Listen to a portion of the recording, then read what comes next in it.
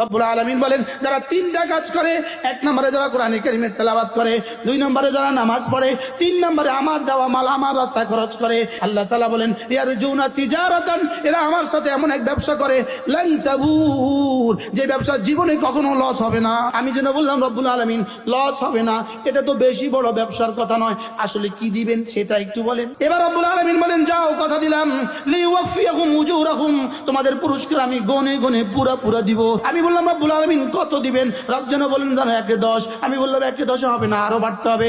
রব যেন বলেন যাও 1/70। আমি বললাম আরো বাড়েন। রব যেন বলেন যাও 1/700। আমি বললাম আরো বাড়েন। রব যেন বলেন যাও 1/7 লাখ। আমি বললাম আরো বাড়েন। রব যেন বলেন যাও 1/7 কোটি। আমি বললাম রব্বুল আলামিন আসলে সংখ্যা টংকা দিয়ে আমার হবে না, সংখ্যা দিলে তো একদিন শেষ হয়ে যাবে। রব্বুল আলামিন বলেন যাও কথা দিলাম লিওয়াফিয়াহুম উজুরাহুম, তোমাদের আজরগুলো গনে গনে দিয়ে দিব। এরপরে কি করব জানো? ওয়ায়াজিদাহুম মিন ফাদলিহি, এরপরে আমার ফজলের একটা গোডাউন আছে, এখান